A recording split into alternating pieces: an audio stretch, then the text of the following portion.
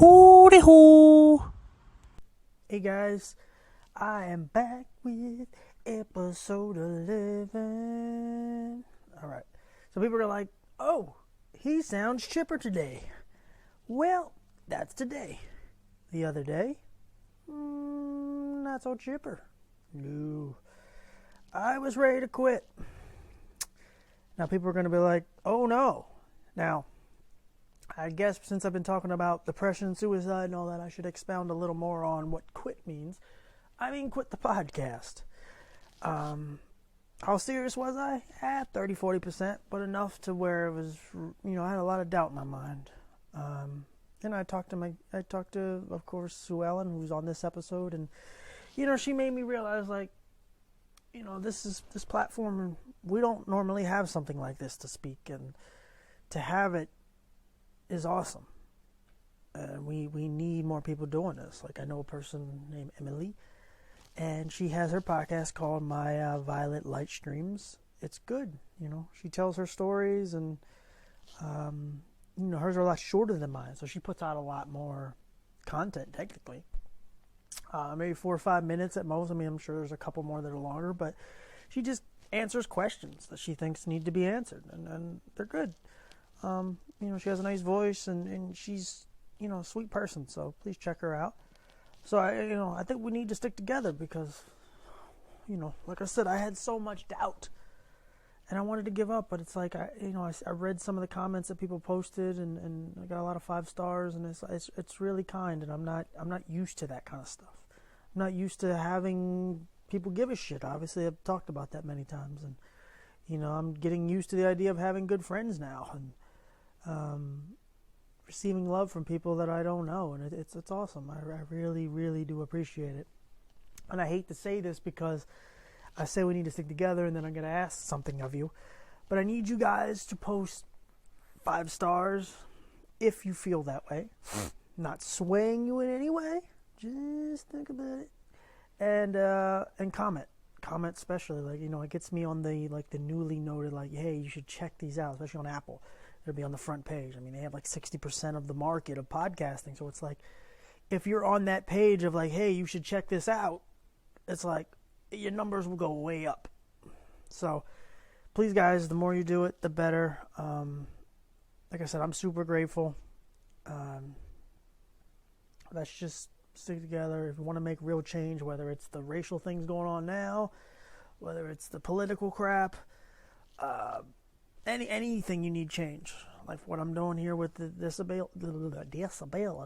disability stuff. You need a group. You need like-minded people to come together.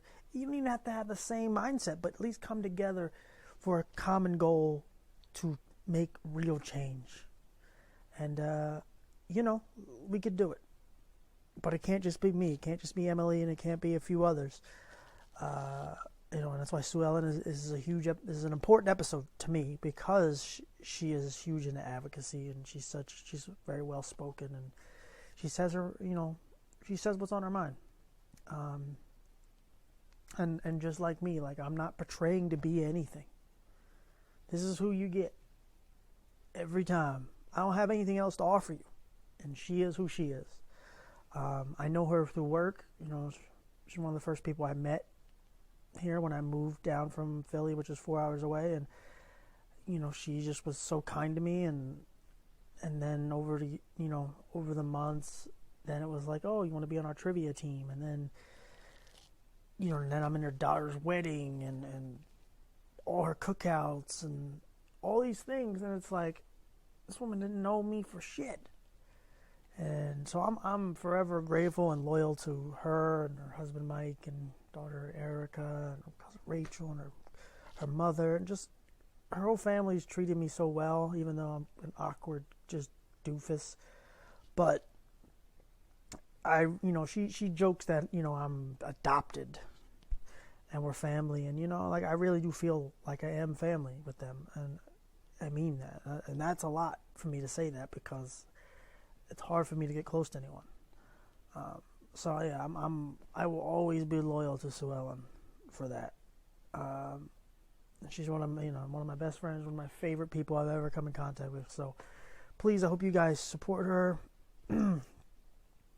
She's a very smart person, and I'm so happy she did this. I know she did it for me, not thinking anyone would care about what she has to say, but she's an important person, and her story needs to be told. So hope you guys listen, and thank you again. Now, on to Suellen. Okay, guys, we're here with my good friend Suellen. Suellen, hi. Hello. So I wrote down a bunch of questions that I'd like to ask you, and we'll go from there. I always like to start from the beginning, so I just want to know what your childhood was like. Obviously when you actually had sight. And that was a long time ago. I know. I had to remember 30 years ago. Yeah, I had closer to 60 sweet pea. It was a normal childhood. I grew up with my mom and dad, myself and my brother. Grew up in Williamsport, and typical childhood. Nothing really sticks out. I started wearing glasses when I was in 4th grade. Got called Four Eyes in school. I remember that. Yeah. That's about nothing spectacular. That actually answered my third question, because how were you when you had to wear glasses? Yeah. So what is your actual eye condition? I have end-stage glaucoma. Okay. And that was caused. I can just go ahead and tell you. I'll tell you the whole story. It's a long story, though. I'm warning you. Okay, before you answer that, yeah. The question before I wanted to ask you was, does your family have any history of eye problems? Yeah, my mom's father had macular degeneration. Yeah. My mom she was cross-eyed when she was a kid, but she has glaucoma now too. It's not as bad as mine, but she has glaucoma. My dad's family, I don't think there's many eye problems on that side of it. But like I said, it was my mom's dad had macular. Mm-hmm. Okay, so yeah, go back into your... Okay, so I pretty much, I was farsighted or nearsighted as a kid, I don't remember now. And I started wearing glasses as a kid. When I was in 6th grade, I had to wear bifocals because my eyes had a tendency to cross. Mm-hmm. Like my mom's, and so I wore bifocals for a few years, and then but then I just wore regular glasses and contacts, and my eyes were pretty healthy and normal. And then when I was I'm trying to think of what year it was, 2012, I think it was, yeah. In 2012, my eye doctor, I was going to need trifocals because my vision was, getting bad, and I was in my late 40s. So she suggested, why don't you think about getting LASIK? She said that would correct some of it would definitely correct my distance. So I would just need glasses mostly for just reading. So I thought about it, and I wasn't sure. Well, she's one of my best friends. She's a really good friend, and she got a discount from a local eye place, and said, I have a friends and family where you can get it done for free. So pretty much, Mike and I talked about it, and yeah, well, what the heck, I'll try. So I went and I had laser eye surgery. Now, when I first went there for the first appointment, he asked me, the only thing he ever said to me, he said, did Dr. whatever ever say anything to you about glaucoma? And I said, I know she was watching my pressures. My pressures at the time were in the low teens. And she said, she's watching my pressures because my mom has it, but, not really. And he goes, oh, okay. And that's all he ever said to me. Nothing else was ever said. So we went, I had the surgery in January, I remember. And then he said, the surgery went well, but I couldn't, everything was still blurry and fuzzy. Just both your eyes? Yeah, both my eyes. He did it both at the same time. And I said to him, well, it feels blurry and he said, well, everybody heals at a different rate. That's what they kept saying. Everybody heals at a different rate. And so he increased these eye drops he was giving me. And then a couple weeks into it, I'm still really blurry and bad. And I went back, and I didn't see him, but I saw one of his associates or whatever. And this guy did one of those pat you on the knee. Well, I've had those. As we get older, our bodies take longer to heal. So he's blaming it on my age that I couldn't, I wasn't seeing good. How old were you at the time? 49. Okay. So Okay. So he gave me more eye drops, increased my dosage of eye drops. So about 6 weeks maybe after, a coworker's mother had passed away. And it was a bright winter day, those really bright days, and it's really sunny. And my friend from work and I, we were walking across the parking lot to go to this funeral. I had on black pants and black shoes, and I'm walking across this black parking lot, and I couldn't see my feet or my legs. And I stopped in the middle of the parking lot, and I said, "Oh my God!" Is that nighttime or in the day? This was in the daytime, yeah. Gotcha. And I said, "Stacy, I can't see my feet." And she's like, "What?" I said, "Something is wrong. I cannot see my freaking feet." So we did the funeral thing, whatever, and I got back to work, and I called the eye doctor place, and I went in. Finally, what they finally did, they said, "Well, it doesn't. Everything looks good." They took my pressure in my eyes. My left eye was about 60, and my right eye, the pressure was in the 50s. Do you remember what drop you were taking? I'm assuming it was a steroid, yes, right? it was. It was a steroid, and I don't remember the name of it, but it was a steroid. And I went, it was the young guy, it wasn't the actual doctor. He was, "Oh my, well, that's not good. You must be allergic to these eye drops." So he took me off those drops. I don't know if they gave me something else. I don't remember, whatever. And they said, "Okay, come back in 2 weeks." So I went back in a couple weeks. I saw different, every time I went, I saw a different doctor there. And it was better, like the pressures had come down, but I still couldn't see very good. And that's when, and they said to me, "Well, the pressures are down and, things look good. So now you're just going to have to take time to heal." And it could take as long as 6 months, whatever. Mm-hmm. So, and then in the meantime, they're letting me drive. I'm driving and I'm, trying to live my life. Well, that summer, I ended up changing jobs. And so I started this new job, and my eyes were not right. So I went up to my eye doctor's office and said, "Look, you got to check this." So her assistant, the one girl that works there, when she did a visual field test, she comes back and she's looking at it, and she's standing there shaking her head. She goes, "This cannot be right." She said, "There's something wrong with our machine. This cannot be right." Well, I was there at the end of the day. And so then the doctor came in and she looked at it and she said, "Yeah, I want you to take this again," but it was at the end of the day, whatever. So they said, "Can you come back?" And I said, "Yeah." Okay. So I'm supposed to go back, and Hurricane Sandy hit. And up where her eye office is, trees were down, and they lost power for like 2 weeks up there because it's north of us. And then it took forever. So till I got back in was the following January. So there's a whole year, and I'm dealing with my eyes, and there's just something not right. So I'll never forget, because a really good friend of mine, he was a young guy that I worked with, passed away. And so it was really like, you're really sad, and and then 2 days later I go up to my eye doctor, and she does the visual field test again.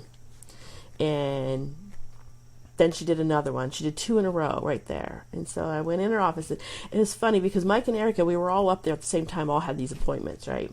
And I'm in there the longest, and what she tells me is, she said, "I'm afraid that your sight's not coming back. Your visual field is terrible. There's damage to your optic nerve." Mm-hmm. And she said, "I really don't think you should be driving. You're borderline to take your license, but you shouldn't be driving." And that's all I remember, because I remember starting to cry. But how were you driving when you couldn't see your feet? Yeah, I don't know. I just drove. I I was 49 years old. I've been driving since I was 16. I just did it. Right. Okay. But here's the thing: that very day, the day she told me that, I was coming home from work that afternoon to go to the appointment, and I went right through a stop sign. And I didn't even realize I was through the stop sign until I was I had crossed the road, and I went, "Oh my God, I didn't even see a stop sign. There is something wrong." I mean, I just knew there was something wrong. So anyway, so then she sent me to back to a doctor at the place that had done my surgery, but this was a different doctor. So she sent me to him, and he put me on 3 different drops, and trying to get, because that's when they said, it's glaucoma, but it's they called it something else at the time. I forget what they called it. And they were trying to keep my pressure down in the single digits. So I was on 3 different eye drops with them, and I was just miserable. And in the meantime, I have to tell you, I had started this new job, and it was stressful, and it was, ugh. What were you doing? I was doing the same job, but for a different bank. Okay. And getting used to a different system, and I went to this office where they hated me, and it was really nasty. It was just awful. So everything in my life was kind of shitty at this point. I'm sorry, I swore. No, you can curse all you want. Shitty. Anyways, so my mom says to me, "You need to go to a specialist. You need to go to somebody better." And my grandfather, my uncle, lived up near Boston, and my mom was, he said, they always go to Boston, and I said, "I'm not going to Boston." So I looked around, and I got online, and I checked out Wills Eye Hospital, and I held off. I don't know what was making me, so I don't know why. Finally, though, that was, okay, all this happened like January and February. So then at the end of March, I called Wills Eye Hospital. And I told them where, I was in Williamsport and blah, blah, blah. And they said, well, there's Dr. Spaeth. And his name I will say, because that man is a god to me. Anyways, he had... once a month, he went to Tamaqua, Pennsylvania, which is down south of Hazleton. I believe he had a summer home there. So he would go to Tamaqua and work in a clinic there once a month. So they said, well, if you don't want to drive to Philly, can you get to Tamaqua? And I'm like, yeah, sure. So I got an appointment, and my mom and I went over to Tamaqua. Well, Dr. Spaeth was probably, he was in his 80s. He was about 80 years old. So I go to this appointment, and I'm, nervous, and then I'm really emotional at this point too. I mean, you got to know. I was just so stressed out. So I go to him, and he walks in, and oh my God, this old guy, and he walks in, and bless his heart, he pats my knee too, and says, "Oh, I hate seeing this in someone so young." Before you go on, did you know the pressure of what the pressure could do, like losing your sight is a possibility? Did they tell you that, or was it you just knew that your pressure was bad? And no, well, yeah, when it was so high, not the first time, not when they told me what the numbers were. They didn't tell me then. It was when I went back to the other doctor, and he said, we've got to keep your pressures down. If it stays high, you could lose your vision completely. So we want to keep what vision you have. That's what he was, like I said, and I was on 3 different drops at that point. Right. Well, I was asking why, because you said you were very emotional, so I was trying to figure out if it was just the frustration of just your eyes constantly fluctuating, or was it just the fact that you knew what was in the balance? Oh, I knew it was in the balance. Well, here's the thing, I forgot to tell you this part. When she first found all this stuff, she was afraid that I had a pituitary tumor, like a brain tumor. So they had sent me, I had to go to my regular family doctor to get a CAT scan to make sure I didn't have a brain tumor. Flash backwards, my father died of malignant brain cancer, so I was freaking out. Yeah. So that's why it was so stressful and stuff, because there was all this, oh my gosh, I was just freaking out. It was, are you a little bit of a hypochondriac? And really, I'm not. I go to the doctor less than anybody else in my family, but that just freaked you out, when you that and when you're already in an emotional state. Yeah, I'm in an emotional state, and you got to go back. I'm in a job that's I'm not happy where I'm at. Not that I liked the job, but the people there I didn't, and put so much pressure on you. It was just weird. Right. And I'll tell you more about that in a minute. Got it. Okay, so no then more interruptions. That's okay. No, please. That keeps me remembering stuff, and I hope I'm not rambling too much. No, you're good. Good. So anyway, Dr. Spaeth says, well, first of all, he says you're on too many drops. So Do you remember how many? I was on 3 different drops, and I was taking drops every 2 hours. I was putting something into my eyes. Yeah, I hear you there. Yeah, it was. Were they all steroids, or were they? No, they had to take me off steroids because they realized I was steroid sensitive, so they couldn't give me any more steroids. Yeah. So they had me. That's why they had this combination. So Dr. Spaeth said, "Well, we're gonna do what we can to, you're too young to lose your vision." So I went back in a couple weeks, and he did some kind of laser, and he did it on only one eye at the time because he wanted to see if it would work. Where they did this, I don't know, hold real still and this laser, and he puts these laser holes or something, or laser something, does something with your eye with lasers. Right. So he did that, and then I went back 2 weeks later, and that really didn't do much. So he said to me, he said, listen, he said, I want you to see one of my colleagues. And as I'm sitting in his chair, in the chair there, he calls Dr. Montravati, my hero, on top of Dr. Spaeth. He calls Dr. Montravati and says, hey, I have this patient, and he gave him the background, and I really want you to see her because you're going to have surgery.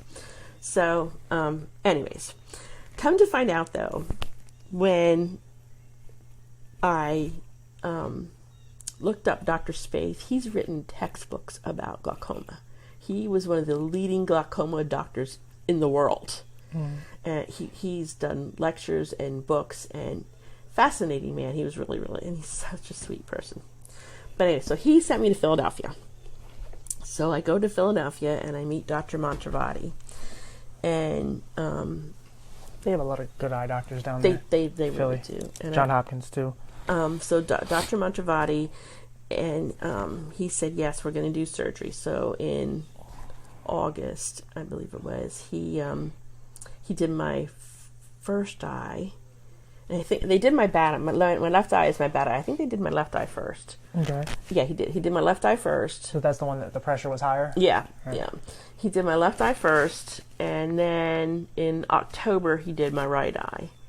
And then that got me back to the point where I didn't have to wear glasses for a while, except for reading. And my vision wasn't coming back, but the pressures stayed below 10, and that's what they wanted. And they wanted my eye pressures to be in the single digits. So that worked for a long time. That was in 2013. So I've been going to Dr. Montravati ever since, until he just moved to Washington, D.C. area, and I'm going to see a new doctor down there. But this is how much I love Dr. Montravati. He knew we were coming from out of town all the time. He gave Mike his personal cell phone. And then he also, my eye doctor up here, he gave her all his personal contact information so that if we ever had any issues, we could be in contact with him 24/7. Yeah, it's rare. Yeah, it is. He's super, super nice. So anyway, I just went to see him in July, and when I was saying goodbye to him, and he said, this is the number of the office, he said, where I'm going to be. And he said, and you still have my cell phone, I believe. And I said, yeah. And he goes, I really, he said, I handpicked this doctor for me, Dr. Fudenberger, is who he wants me to see now. But he said, here's the thing. He said, he will be in contact with me and I will be in contact with him. So if you have any questions or concerns, one of you call me. He said, just let me know and I'll help you out any way I can. So he was super, super, super nice. So that's kind of where I'm at now. My eyes are getting a little worse right now again.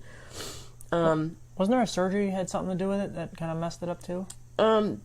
No. The surgery they did, I have drains in both of my eyes, where my eyes are constantly draining. My eyes are constantly watering. Watering, right? Yeah. Is that your tear ducts that keep? It's because there's actual little drains in each eye to pull the pressure, to relieve the pressure of my eyes. Okay, yeah. So my eyes get really, really dry, which is weird because they're always wet. But they said my eyes get really, really dry and nasty. And yeah, there's some other stuff they could do. They could do laser stuff again. But they're trying to hold off as long as they can. But he did tell me, they told me all along. They couldn't tell me if I would be blind in 5 years, 10 years, 25 years. They didn't know, but eventually I will probably be blind. Yeah, they don't have an exact time. Yeah, they can't tell you. It just depends on your. I noticed my eyes have been worse lately. So, and then when I was down there in July, they wanted me to come back, and I think it's October, but I have to change that appointment. But yeah, so I'll have to go back before the end of the year. Right. So what was it like when they actually had to take your license from you? See, I've never had that. So. Well, actually, they did it because here's the weird thing, TJ, is so because I had that LASIK surgery, my distance vision was really good, so I can pass the eye test. Right. Oh, okay, gotcha. But I was borderline because of my visual fields. When I don't know if you've ever had your visual field test taken, but it's where they have this picture of your eyes and there's like all the white dots is what you can see. Yeah, mine are mostly black. There's hardly anything that you can see. But what I can see fairly good. It's not clear anymore, but I can see fairly well. They did not take my license away. I kept it. I didn't want to hurt anybody. Going through that stop sign, although thank God there was no cars and no people, that scared the crap out of me. Was that your final realization? Yeah. The stop sign? Yeah, that was because I was having trouble driving, and at night I was having this hard time driving. And it, that whole year between the surgery and when I figured out what was wrong, I knew something was not right. I couldn't back up anymore in the car. And when I pull I can show you the paint in the garage that I used to hit the garage door all the time. So, Chip the paint. I had a blue car at first, and even before, a long time ago, I was never good with my depth perception anyways. So when I lost my visual field, it was pretty bad. So there's some nicks and dings on the car. I wasn't seeing well. I just didn't want to hurt anybody. So I kept my license. They didn't actually take it away until it was ready to expire, and then I went down and turned it in and got a photo ID. So what? Yeah. So what is it like for you then and now to actually have the realization that you can't drive and someone has to drive you around? It fucking sucks. Even if it's your husband or your mother. It fucking sucks. Yeah. And that's the nicest way I can say it. Because you feel like a burden, even though you know those people don't think how bad it. And you know where I live. I live 15 minutes from Williamsport, in the middle of, well, not neighbors, but it's a ways away. There's no buses. There's no, there's no, you can't even see my closest neighbor. You can hear their house, but you can't see it, So it's horrible. I was very independent. I mean, Mike and I were pretty much, did our own things. I was very, like I said, I was constantly on the go and doing stuff, and I hate having to depend on a ride, and you know what that feels like. It feels awful. And for me, I know I don't live close to anybody. My family, the closest family member is Kyle, and he's 10 minutes away. I hate to bug them. I mean, he's got kids now. It's not fair to them to have to drive me around. When Erica lived here, it worked out great that she worked on Reach Road and I worked on Reach Road, so we carpooled and she drove me to work. But then she moved and got married and has her own life, and it's hard. I really, really, really hate depending on transportation. And don't let anybody tell you any different, and I will fight for this for the rest of my days. Transportation is something that people who are blind and visually impaired cannot get enough of, and there's not enough help with transportation out there. And what we do have in transportation, like I could use the STEP program, but you know what? Where I live, it would take me 2 hours to get home at night. I'd be on that STEP van forever. Yeah. And I just, And the cab and Uber and all that would charge you more. It's expensive. I can't afford it. Oh my gosh, just taking an Uber to my house is $20 one way. So, think about having to do that every day. I can't afford it. I don't make that much. Yeah. It's awful. The transportation situation for people who are blind and visually impaired is terrible. I hate it. I mean, that's my biggest. It's a lot of our problem, yeah. Yeah, it's a huge part of our problem. And it's something that, and I know people say, just ask me. Well, you don't like to just ask. And you're a burden. And even if they say you're not a burden, they are. Especially if you do it enough. Well, you Exactly. feel like you've already used your credit. I feel like... So right now, Mike takes me to work every morning. And Mike, my husband, takes me to work every morning. And then my daughter picks me up 3 days a week, usually. Mm-hmm. And my friend, Michelle, who she lives about 5 minutes away, she picks me up twice a week. So, and they've been amazing. And once in a while, my friend Kim will pick me up, my mom will pick me up, Kyle will pick me up, Jess picks, it just depends. Rachel picks me up. My brother once in a while will pick me up too. And I know, and they'll say, you just have to ask, but you hate to ask. You really do. You do, because sometimes you really, you want, I don't know. Well, because I think it was something that Paul and I were talking about, where it's like, you want to feel needed, and in that area is a place you'll never feel needed. No, I feel because no one will ever want you for that. No, exactly. Which is fine, but that's hard for us to swallow. It is hard to swallow. And I can't imagine living my whole life this way, like you and Paul and a lot of our friends have, when you know what it's like, when you know how easy it is to just get in the car to go to the grocery store, like I'm out of milk. If this was, 10 years ago, I would wake up this morning, I would throw on jeans and a sweatshirt, and I would run down to the store to get milk. No questions asked. Now I got it. I would have to wake up Mike and wait for him and not that it's, he doesn't mind and he does it, but it's just weird. And I'm sorry, the dog is on me. Yeah, it's back on. Max, get off the wire. Maggie. Yeah, she has a big golden doodle who likes a lot of love. This, I'll tell you what. Okay, so now let me go backwards again. Do you mind going back a minute? Do whatever you want. It's your interview. So when I found out about this whole mess, and the first time I went to see Dr. Spaeth, work was bad. I had told them at work in January when I knew that I wasn't going to be able to drive anymore. And, well, what are you going to do? Are you going to quit? How are you going to work? How are you going to do your job? Part of your job is this and this and this. Is that the bank? Yeah, I'm going to try to figure it out. So every time I had a doctor's appointment, my boss would ask me, what did they say? How long can you work? What are you going to do? So there's that constant pressure on me. So between visits with Dr. Spaeth at one point, I'm stressing out. I'm crying all the time. I was a mess. I mean, I was a freaking mess. I ended up getting fired. So that was just highlight of my life. You think it had anything to do with your sight? Or just your attitude? I think I gave him, no. This you gave him reasons? Well, yeah, I handed him a reason on a silver platter. Right. There was a guy working in my office who had been at that bank for a longer time, and he was there to kind of help us transition, because my office was having a really tough time. I was fairly new, and then they brought in an assistant manager who had been there before, but things had changed, and her and I were not well liked in that place. I don't know how else to put it. I mean, and I'm not sensitive. I don't give a crap if people like me or not, but it's hard to do your job effectively when you're constantly getting stabbed in the back. Right. And that was happening constantly there. So anyway, so this kid was working there, this guy, and this one day a business customer wanted to do a transfer or whatever, and he did part of it and left it to me, and I was supposed to verify it, and I didn't verify it.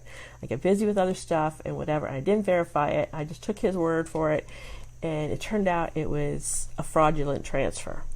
Now, the good news is our back office people caught it, and no one was out any money. Even the bank didn't lose any money. I found out later. But in the meantime, and I told them, as soon as I knew what happened, I told them right away. I said, this is what I did. I was honest. I said, this is why I did it. I don't know why I didn't. I don't know why I did what I did, but this is what I did. And so they waited the whole freaking day. I found out, it's happened on a Friday, and on Monday we found out. No, it's happened on a Thursday. On Friday we found out. Monday morning they called me and they said, just stay put, but we'll be over to talk to you. And not till like 3 o'clock in the afternoon. I had to work the whole damn day. They came in and fired both of us. So. Wow. Yeah, I was escorted out. And how is this, though? Take this. So at this point, I'm 50. I'm 50 years old, and my mommy had to come and pick me up from work from being fired. Yeah, that doesn't feel bad enough. Insult to injury. Add insult to injury. I was a freaking mess. I bet. It was a rough summer, and I told you that story to talk about this one here, Maggie, because she was my best friend. When I was off work for a whole year then, after I was fired in my eyes and stuff, she was my constant. She kept me going. I mean, I love my family, don't get me wrong, and every, they were great too, but it was Maggie. Maggie was here with me day in and day out, and she's my baby. Yeah, that's what Diva was for me. Yeah. So have you noticed an impact, like what all your health problems have done as far as towards your family? At least a change, or? No, not really. We're still a weird family. Well, yeah. Yeah, no. My, they're all. Everybody has stepped in though. Like I said, I mean, my kids, my mom, my brother Rachel, my friend, they all have stepped up to help me, and I appreciate that. And they keep me real. Mike doesn't let me get too down on myself. Yeah, I noticed that. Yeah, he doesn't let me do that. That's a good thing. He knows what I need, and he does that. But, once in a while you play that blind card because you can. But once in a while, yeah. Once in a while. But for the most part, no, my life really, except for the whole transportation thing, I'm fortunate enough that my life really hasn't changed a whole lot. I mean, I make a hell of a lot less money than I used to, right. Which was kind of rough for us at first, because we had, Mike and I didn't get married until 10 years ago, and bought this house 12 years ago. So, right. We were kind of counting on me working, making that kind of money till I retired, but right. But we figured it out, we work it out, and we're okay. Think anything would be different if you didn't, like, if your sight just stayed the way it If was? my sight stayed the same way, I don't know, because you know what, PJ, when I look back on it now, I was sick of banking. I really hated it. That's why I left the one bank to go to the other. And I was just sick of it, and it didn't change anything. So I was ready for a change, I think, in my life. And my friend Michelle, she's been a rock for me through this whole thing. She was the first one at my house the day I lost my job. And she keeps telling me, and my mom would tell me, I've always heard God knows what he's doing and he has a plan for you and it's supposed to happen. And I really believe I'm right where I'm supposed to be. It took me a while. Now, and I know where we work, sometimes we get really frustrated about things that happen there and things that go there, but God put me there for a reason. I know I'm there for a reason. And even if it was just to meet you and Julia and Polly and Sierra and everybody, I mean, I don't, there's a reason God put you in my life, all of you. Yeah. So. Yeah, I mean, no, we all have our ways of, it's basically however you get through life. It's whatever it is. And, yeah. I try not to get, and I mean, I take stuff for anxiety. Right. And stuff, but I try to stay upbeat. I know sometimes people call me a Pollyanna. I'm not really a Pollyanna, but I'm just kind of, I can't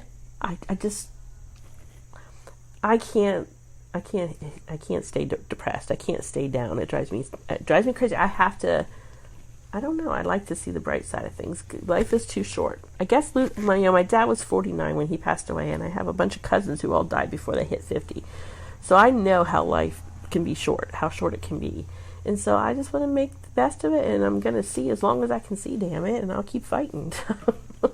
Yeah. So my next question, I actually have a statement before I ask. The question is, what is your biggest worry of losing your sight eventually? But I always, like Julie and I were talking about you one time in a positive way. That's okay. And I've always said, like, because sometimes I call Julia just to check on her, because her and I have very similar lives. We have our own place. We're both kind of alone, and we don't really get out much and so on. And I've always said, like, if there's any, and it's not to downplay your situation, it's simply to just say, like, I think you have the ideal life for someone like us, because you have a great husband, you have really good friends, a lot of friends, more than most people would actually have, that are, like, genuine, you can count on. Obviously, you just mentioned a bunch of them who drive you around. You know your kids are all, relatively good. You know your grandchildren. You can see what they look like. Even though I'm sure the biggest worry is not seeing them, you at least know what they look like. Exactly. So yeah, so my question is, like, what is your biggest worry if eventually if that comes? Yeah. What is your thing that you, or anything, a couple things? This is something that I don't know if many people know. Ever since I was a little kid, I've been afraid of the dark. Okay. I hate the dark. I got stronger, like after I got divorced. Up until even through my first, I was afraid of the dark. If like when he was in the Air Force, to be out working nights or away or whatever, I always kept the light on. Somewhere in the house there was, like, the hall light was always on, or I was always afraid of the dark until I got divorced, and I had to be strong for everybody, for the kids and I both. And that's kind of broke me a little bit of being afraid of the dark. But I'm still, that's one of the things so I'm not looking forward to always being dark. I just freak out. I just don't like being in the dark. And I know that sounds kind of trivial and stupid. No, that makes sense. But yeah, and then, seeing the grandkids, I'd like to be able to see them, go to school and graduate and get married and have great grandkids hopefully someday. But I'm not a spring chicken either. Yeah. But I guess that's one of the biggest things. I mean, I work with enough people. I see how Kenny does it. I see how Paul handles it. They make it look easier. They do. They make it look easy, and I know it's not. But they keep me humble. You know what? I look at them. I mean, especially when I get all down on myself. Yeah. And I feel like, oh my God, woe is me, I can't see, blah, blah, blah. But then I look at them, and they're, like, so alive. And so, I mean, I know their lives aren't great, and Kenny's totally blind and lives by himself. But they do it. So if they can do it, I can do it. That's been my attitude my whole life. I can, if I put my mind to it, I can do it.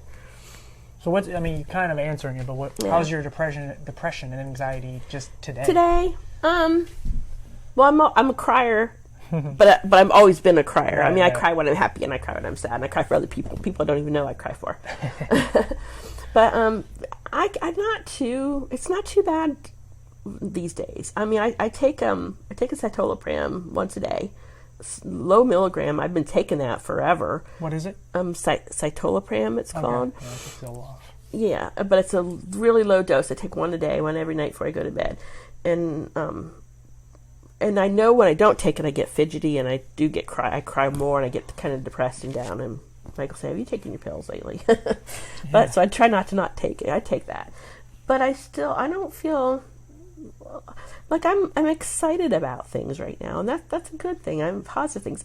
I mean, let's face it. I'm 58, so retirement's getting closer and closer. I can't afford to quit right now, so it's going to be a while.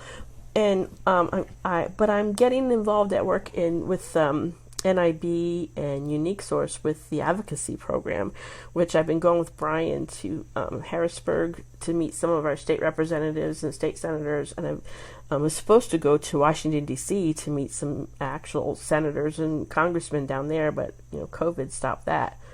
Although we did have a couple meetings. Yeah, so I'm doing different things, and that keeps me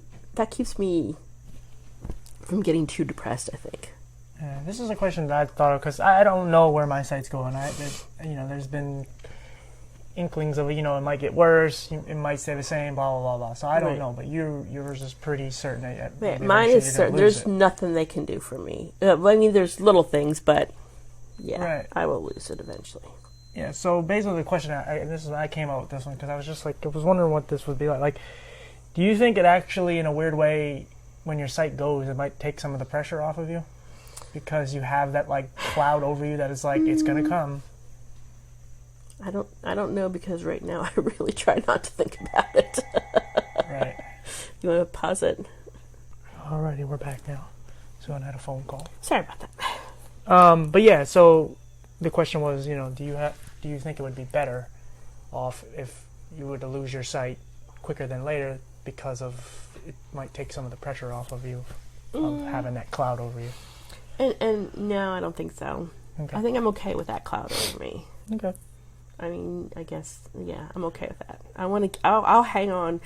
I'm a fighter. I will hang on to every last inch of vision I have. I will not give it up without a fight. Right. Has the experience with losing your vision changed, as far as over the years? Has it gotten worse? The experiences with? Yeah. How does it rapidly change over the years? Have you seen a decrease in your? At the beginning, of course, it was a big decrease. Then it was really fine. It was I accepted that, and for a few years my vision didn't go anywhere. It stayed pretty much the same. My glasses prescription stayed the same for about 5 years or so. Then there was some little changes here and there, and now this last time I was down there, I kept thinking maybe it's my prescription for my glasses. I kept saying that, and then Dr. Montravati said, I don't think changing your glasses is gonna fix it. I think it's the glaucoma now is making things foggier and grayer and whatever the heck glaucoma does to you. That's the other thing. When I first was diagnosed, I read about glaucoma a lot. Now I can't. I just don't want to. I don't think I want to know. It scares you more, yeah. Yeah, and like I said, I know it's there in the background, but I'm going to fight it every way, and I'll fight anything I can, but I just don't want to know. Right. Has your vision loss, has it changed your opinion on, or different outlook on people with disabilities? Oh, are you kidding me? Oh my gosh, TJ. It's unbelievable. You don't realize the discrimination in this world. And I'm not going to, nothing against racism. I know it exists and I know it's in this world, but it's nothing compared to being disabled. Yeah. Absolutely nothing. The discrimination you feel, you get patronized, you get ignored. you get people talking to someone else because they look over your head like you don't understand what they're saying. I mean, They think you have special needs. Yes, the perception is unbelievable. It's just, oh my God. Yeah, you're a liability to everybody. Yes, you don't get that. You don't understand that until it happens to you. And I don't wish this on anybody, but I wish, for one day that a person could walk in our shoes just for a day to see what it feels like. When people look like this is the thing I get all the time. I will be, let's say I'm at, this happens to me right now because of COVID, and you know how they have some of these have these clear panels in front of a checkout register or whatever. Yep. I can't freaking see them. No. I am constantly hitting them or knocking my car, and people look at me. And I said a couple times, this has happened now, where I'll say, "Oh, I'm sorry, I'm visually impaired. I didn't see that." Well, you don't look blind. Well, what am I supposed to look like? Do I need a horn growing out of my head or something? I mean, oh my God. One eye in the center, a cyclops? Or a dog, yeah, or dark glasses. Yeah, I don't have a dog. I don't have glasses. I don't need a cane yet. I'm probably going to have to do the cane route eventually. But like I said, I'll fight everything. You and I had a 5-minute conversation one time about how we should just abolish clear straws. Oh my God, yes. Oh my God, well, you've seen me with clear straws. I hate them. I poke my good eye with a clear straw. It's horrible. I hate things that are clear. I can't see a dang thing. Or like when you put two pieces of paper on top of each other and I'll be fiddling with it. I'll be in a store. Oh my gosh, I was in a store looking at sheets or something one time. I can't remember. It was just down at Bonton. Bonton was still open. And I was looking and I was trying to move to get to something that was below. So there's there's 3 things that are all the same color, but I couldn't see there was 3 things, and I think it's one thing. And I keep picking up these things, and I'm thinking, I thought I was like on Candy Camera. There's so much, like, well, oh my God, it's just pick it up. It just feels stupid. No, you can. Yeah, it seems like the only people that really understand this are people either obviously that have a disability or have a loved one that has a disability. Yeah, they get it now. And my family, as great as they all are, they sometimes forget. They sometimes don't get it. They just don't get it. Which in a way is almost a compliment too. Yeah, that's true. That we function so well that they don't know. Right. I get that. But there's so much that I used to want to do that I just can't. Go shopping by myself is one of those things that I would just love to be able to just get in the car, and just go somewhere and do something by myself. I hate to have always... Christmas shopping is a pain in the ass now. I do a lot online because I don't like somebody with me all the time. I talk to myself. I like to think. I like to... Yeah, you need your space. I need Even if you're married for however many years. Yeah, exactly. I need my space. That's frustrating. Yeah, people used to ask me, like, well, what are some of the things you wish you could do or want to do right? I'm like, sometimes I'd like to go at like 8 o'clock at night, just go get a sandwich at McDonald's or somewhere. Yeah. And just go out and just drive around and just come home. And then it's like, well, that's stupid. I'm like, no, it's stupid because you could do it. The thing I miss the most. Getting in the car on a nice day. Putting the windows down. The top down when we had a convertible. With the windows down. Blast the radio. Singing at the top of my lungs. Get on the highway and hit the gas. And just drive. Just go. Just sing and go. And just do it. Oh, God, I miss that. When you were losing your sight, did you, like, and you were still driving, were you, like, super paranoid? Yeah. Like, did you have the radio on because you need your ears? No. Are you kidding me? I got paranoid. I figured. I got really paranoid. Because I know you're a paranoid person anyway, but... Yeah. I got really, really paranoid. I am. I am a paranoid person about things. Yeah, no, it was a struggle. I hated driving. I would when I would park, I would pull through everywhere I went so I didn't have to back up because I couldn't see to back up. Yeah, no, I was always wondering with that. So you said earlier, like, you're really big into advocacy. What are some things do you think? Well, go ahead. What? Well, this is one of the things I said when they interviewed me for this program to become an advocate. I had to send them a resume, and I had to write some stuff, and then I had to do a little speech thing or whatever. And one of the things I always say is that in my heart, and I have thought about this a lot, because we think about things like this. I think being blind is the absolute worst handicap. I would rather be deaf than blind. I would rather be in a wheelchair than be blind. I have thought about this a lot, because, you know, when you're deaf, you can still see. You can still drive. You can still do a lot of things. When you're in a wheelchair, look at Denise at work. She just bought a van. She can drive. She'll be able to drive. And you can, I don't know. It's just being blind. The perception is so, it's a visual world we live in. You know, go into a McDonald's. I can't see the board anymore. Well, now everything's going touchscreen too. Yeah, and I have to be right on top of it to see it. Yeah. It's ridiculous. There's nothing. Your nose activates something. Yeah, exactly. You ordered a sandwich. Exactly. Everything is just so. It's a visual world. Everything in the whole world is visual, and it's not equipped for people who are not. And they do have technology out there, but do you know how expensive that technology is? And it's not even like the best quality, like material made stuff. It's very hard plastic and crap, but it's thousands of dollars, hundreds of dollars. Exactly, yeah. Oh, you can get this or you can get that. Well, yeah, first of all, like the people at work that got the e-sight, that was 4 years ago, and there's new ones coming out that are better and cheaper, but it's still not the best, and it's. CCTVs. Yeah. If you know where to find them, and they're hundreds to thousands of dollars depending on the model. Exactly. Just getting a good magnifying glass sometimes can be a couple $100 if you want something decent. Yeah. The price, it's ridiculous. It's ridiculous. Yeah. And the other thing that really ticks me off about it is, and I get that, you know, most of us that are visually impaired are legally blind, because I'm considered legally blind too. You know, we can make a little bit more on Social Security, and we can still work, but we're still capped. Capped, yeah, it's like $2,050 or some crap. We're still. It's before taxes. Yeah, we're still capped. So there's no way I could ever make what I was making before in my previous life. And to be honest, I mean, at work they talked about me, you know, that, and I said, you're not going to be able to pay me enough. Yeah. Because to go off of that, you're going to have to pretty much double and then some what I pay to match what I used to make. And I'm not gonna get off of Social Security for anything less than that, because that's just stupid. Because it is a security blanket. It is. It's a pain in the ass to get it first. Right, yeah. And it's hard to get it back. It's hard to get it back second. And third, again, I'm 58 years old, so it's not like I'm going to have a long time to work anyways. Yeah.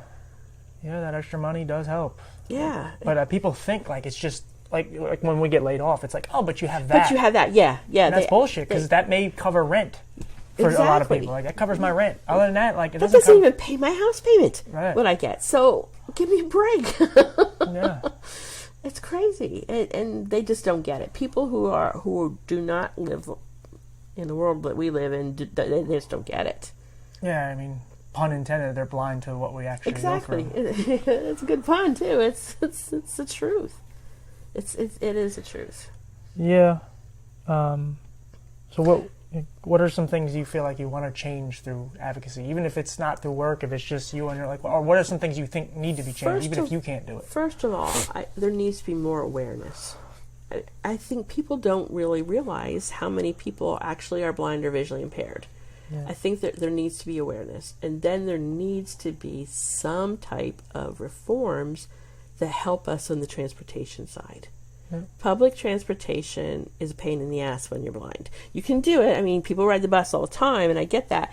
But it's hard. It's hard. There needs to be something transportation-wise that, especially in rural communities where we live in, there's got to be something. If it's, I don't know what it is. If it's maybe a government-subsidized program that offers free rides for people who are blind and visually impaired that you have to sign up for or whatever. Anything. I mean, like I said, we have STEP, but that's for everybody.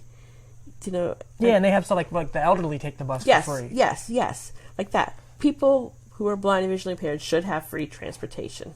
And that's one thing. Same for people in wheelchairs and stuff like that, because it's hard for them to get around. Exactly. People, you need to have. Transportation is huge, and you can't live in the world without transportation. You got to go places. And they need to have people who actually know how to deal with people like us. Because there's too many people that they get frustrated because we don't know how to put it. We can't find the coin slot to put the money in or whatever, and it's like, oh, here, just give me your money. Yeah. Oh gosh, you get that a lot, don't you? Oh, yeah. Here, I'll do it for you. Let me do it. Well, no, I want to do it myself. All right.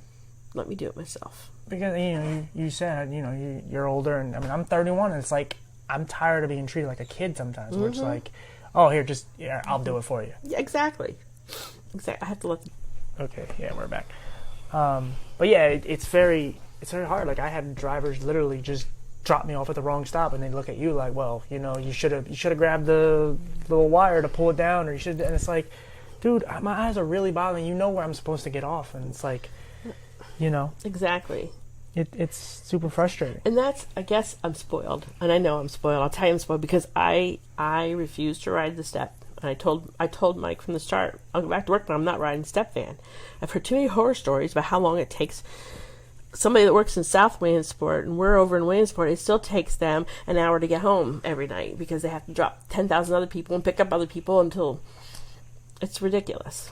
Yeah. And I don't live on the bus route, and I can't afford taxis, so I'm lucky and I'm spoiled because people will help me and pick me up. But I hate it. I absolutely hate it. And that being said, I still have to wait for them. I mean, I get done work earlier than everybody else, so I have to sit and wait a long time. But I do things with my time, but it's just, it's just pain.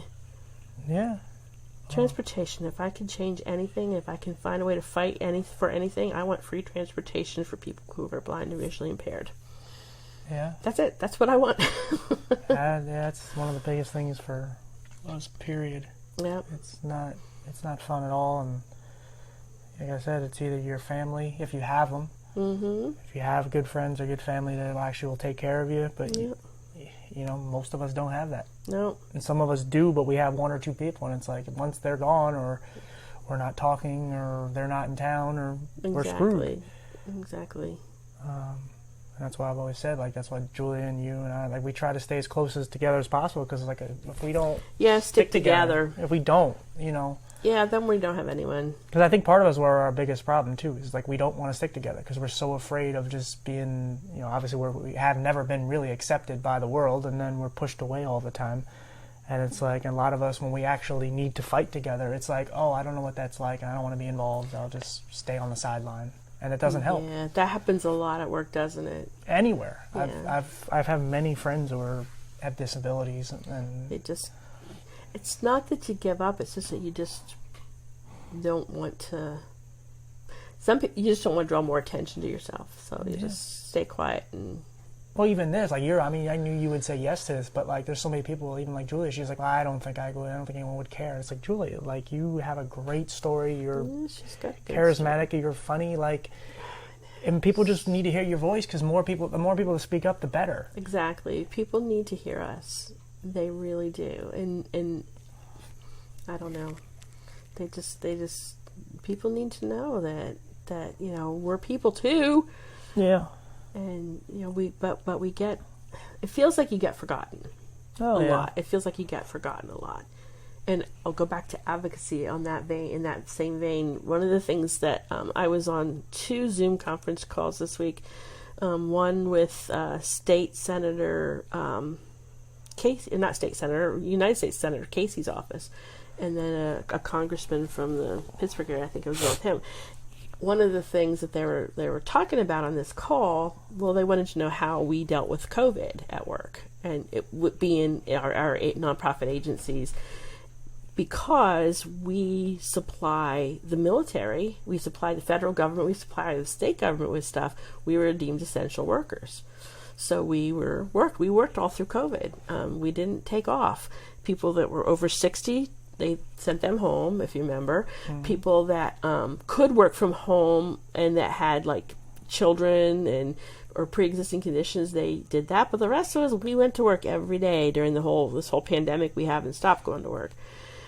So there's a bill, a Senate resolution out there. A senator from Indiana, and his staff wrote the resolution. They wanted to just recognize that the work that the blind and visually impaired have done through the pandemic, and how great it is that here we are, people who are considered handicapped, who are considered and we're essential employees. We kept our government in supplies.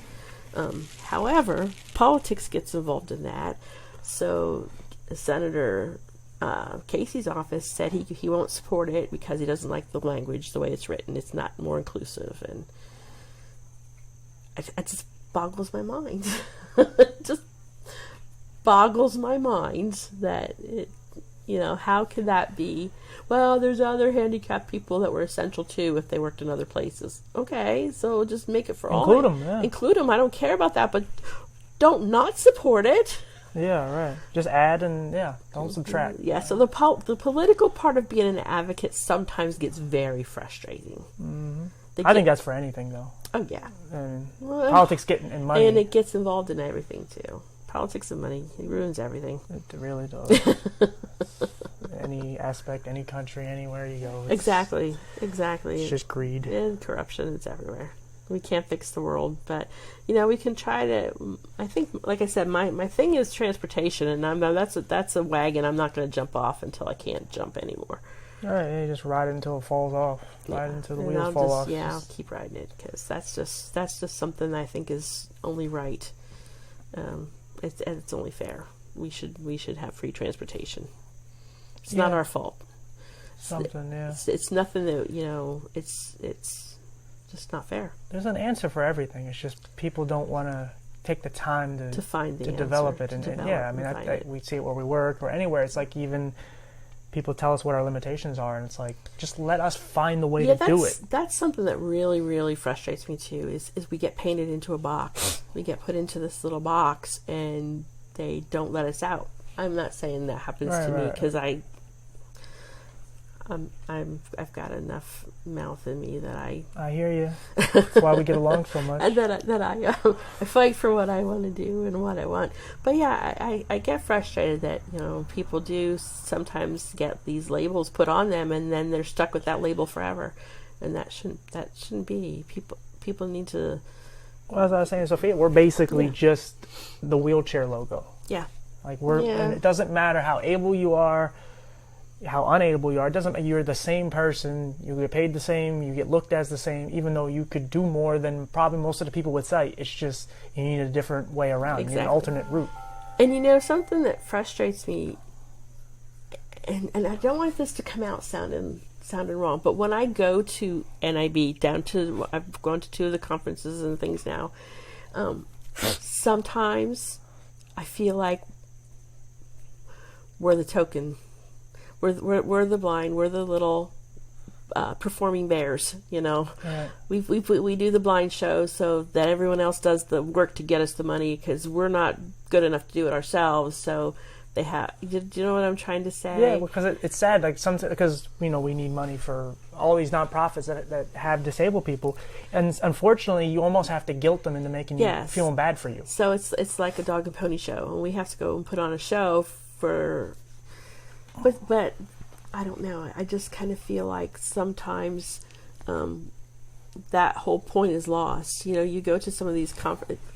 This is a perfect example of how, we go to a conference in DC, and they're honoring the blind workers or whatever. Okay, so we're down in this conference, and we're there for several days. But what is every other meal? A buffet. Yeah. We're freaking blind.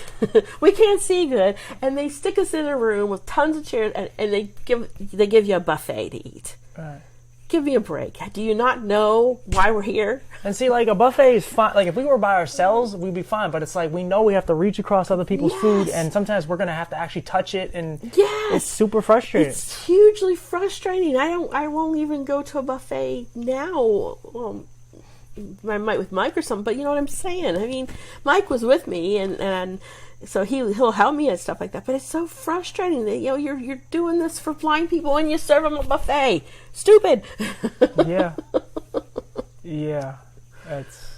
There's always reality always kicks in. It's like I think I was telling somebody where it's just like there's days where like, oh, I'm feeling attractive, or I'm feeling good about myself.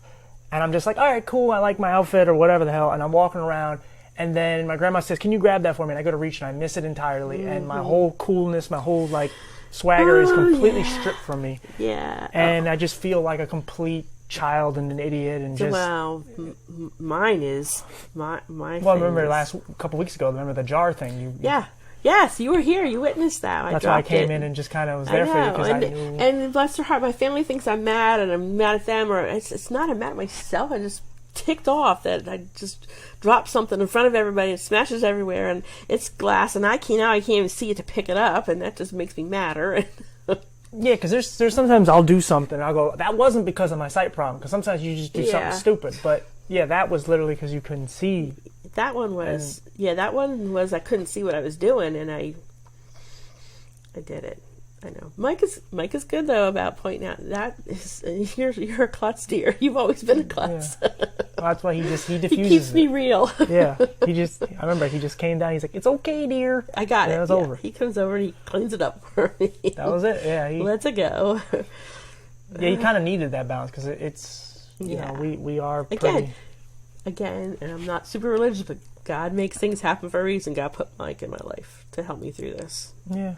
I mean, look, it's nice to be tested, and it's nice to have challenges, but I've told Rachel, I've told many people, it's like, sometimes I just want to do something without a challenge. Yes. I don't want anything for free. Yes. I don't want you to throw things at me, money, or whatever. I want to earn it, but I just don't want to have to push and fight for every little aspect of my life, whether it's brushing my teeth and the damn toothbrush falls, and now I'm trying to reach it. It's like, I just want to brush my damn teeth. Yeah, exactly, and not have to...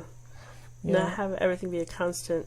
Yeah, everything's a battle, and it's like, man, I've been fighting my whole life. Like, when can the stress go down for a day and just go like, yeah, I'm going here, and I'm just going to enjoy my day. And it's like, no, something always has to kick me in the balls and just go, yeah. Oh, absolutely. The day Erica got married, we got our hair done, and we're all dressed up, and I'm in really nice clothes, and I look really, really good. And we're at the church, and we're waiting for the wedding to start, whatever. And I was walking.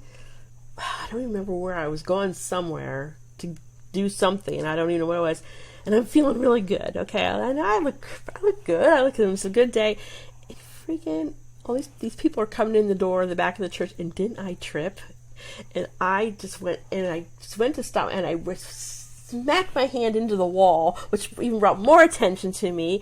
Oh, I just felt like such a freaking idiot, a clumsy idiot. We have tricks sometimes, like we drop something. If we hit by our foot, we could just like sweep it to our other foot, and it's down. We have ways to kind of hide it. There's ways to compensate. Then there's ways where you just this big glaring elephant in the room, because bam, I just did that. The worst thing ever is screen doors and glass doors. Oh, please. And the glass door I did once at an Apple store, and it was in front of a shitload of people. And I was so embarrassed, and I was so mad. And my mom was trying to console me, but I was just so depressed because it was like I knew it was there, but I just walked a little too far over. Yeah. And as soon as I hit it, I saw it. I was like, oh, there he is. There it is. Yeah. And I hit glass things all the time. Yeah, and it's just like you feel like such an idiot. I know. And it's like you just gotta swallow it and just realize it's just way. Sometimes you try to laugh it off. Some days you can. Some days you can laugh it off really easy, and then there's other days. Like that day I dropped the jar. Just, annoys the freaking heck. And maybe you're having a bad idea or something else is bothering you, and then it takes your eyes. It just brings it right back brings it right back to... Yeah. Sometimes you try to laugh it off, but there's other times when it's hard. Like I said with the plexiglass now at the checkouts and stuff, I'm hitting it and hitting it. Oh, I've hit it multiple times. I've shaken it to where it was like when I'm trying to catch it. So I know there's. That's the one I said. I know there's something here. I just can't see where I'm supposed to do it. You're gonna have to help me. I'm just gonna start taking spray paint or something with me. So I just start spray painting walls and put an X on it or a sticker so I can see it's there. Yeah. What are you gonna do?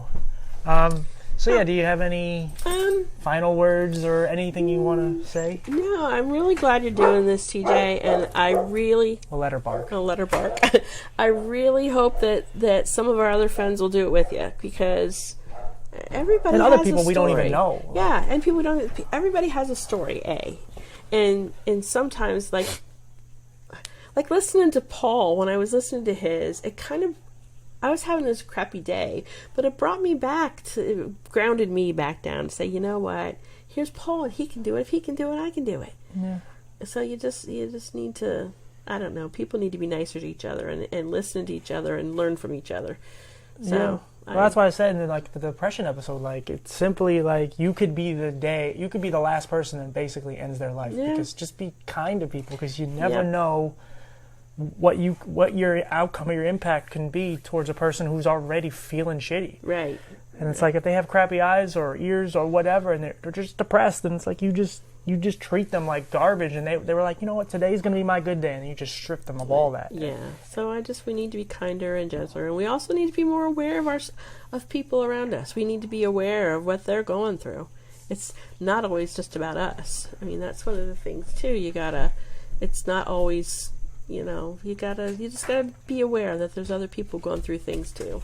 Yeah, we let things like the media or whatever just divide us and get in the way. And the reality is, like, there's a lot of good people out there, but we just get stuck in the bullshit. We just get stuck in the middle of a mess and feel like you have no voice. Yeah. So this has given us a voice, and good for you. Yeah. Good for you. Well, I love you. And I love you too, kid. Thank you for doing this. Yeah. And I promise people will listen to this. I doubt it, but okay. No, people will listen. But yeah, again, thank you for doing it. And you're welcome. We can end it. Okay.